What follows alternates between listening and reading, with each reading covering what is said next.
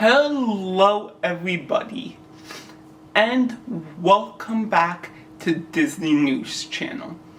Today we are going to be looking at the Star Wars movie Rogue One, one of my favorite Star Wars movies of all time.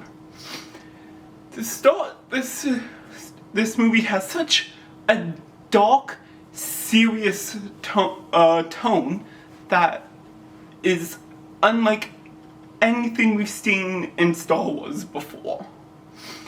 The flashback with Jin's dad is amazing and tells us everything we need to know about Jin just in the opening itself, which is just so amazing for me because, again, with some of the other stories, it takes a while for us to get to know the characters, but in this movie, they communicate everything we need to know about Jin in just one very simple scene. The story explains what it means to trust in the Force. To trust in the Force means that when the time comes, you will do what must be done, and know that somebody else will continue on what you started. Rogue One answers so many questions about A New Hope and gives so much context and perspective to how much they really need to destroy the Death Star, and especially how powerful the Death Star is. Unlike Star Wars Rebels, the Empire is badass and makes perfect sense how these people took over the galaxy. The Empire here is so cool that I can't even fully explain it in this video. Honestly, they just do so many badass things, like kidnapping Jin also and blowing up the Jedi Temple on Jahai. The movie also has so many great callbacks, like how Jin's father named the Death Star Project Stardust, since that was the name he called her. So many nice little moments like that just make this movie melt my heart.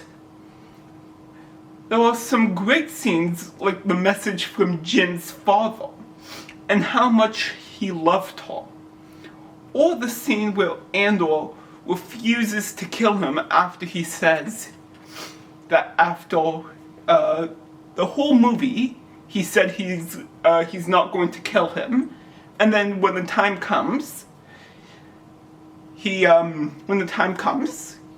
gets word from the rebels that he needs to kill him, but refuses not to because he can see the kind of person he is, which, again, absolutely had me on the edge of my seat.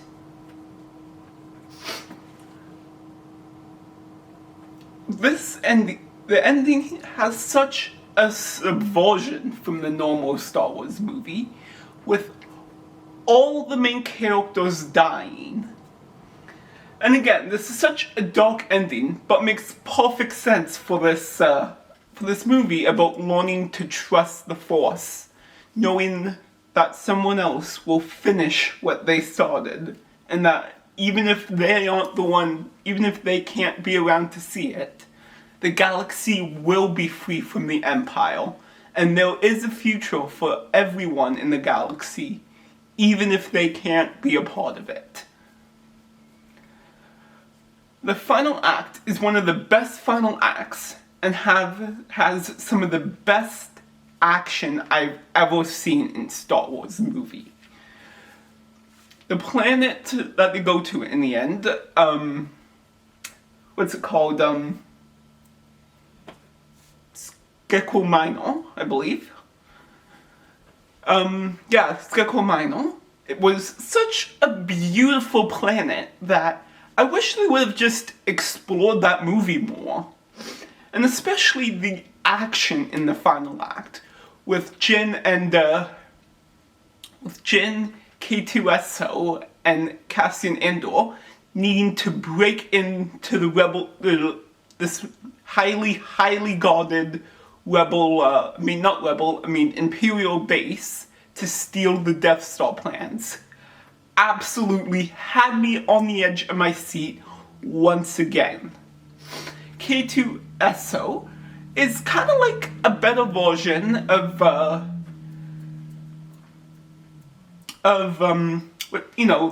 that droid from Star Wars Rebels. I believe his name was hold on. K2SO. He's K2SO. He's a better version of K2SO is a better version of AP5 from Star Wars Rebels, since they balance out his more smug and know-it-all moments with more sincere kind of moments from him, like how he feels underestimated, or the beautiful ending for his character, where Jin was nice to him, and so he feels like his mission is complete and sacrifices himself so that they can get the Death Star plans to the rebels. Or how about that wonderful callback where Jin gives K2SO a gun after he complained that she gets the gun and he doesn't earlier on in the movie.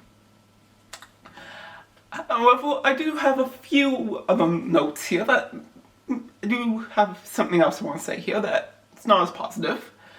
I wish the game got together faster so that the rest of the game would be as memorable as Jin and Andor, which are two of the best characters, especially Andor, since we got a whole series for him later on.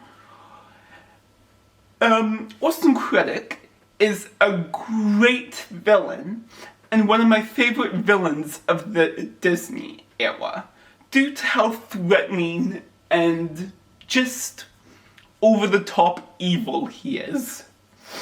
And honestly, that scene where Darth Vader almost chokes him out was so cool for me watching this. I actually believed that Darth Vader killed him. The actors make this story so believable and beautiful with how they talk to each other. You really do believe their backstories. You really do believe this bond that they've created. In the end, this is one of my favorite Star Wars movies of all time, and I don't think anything is going to top it anytime soon. That's all for now, guys. Stay tuned for more videos coming soon. Please like and subscribe.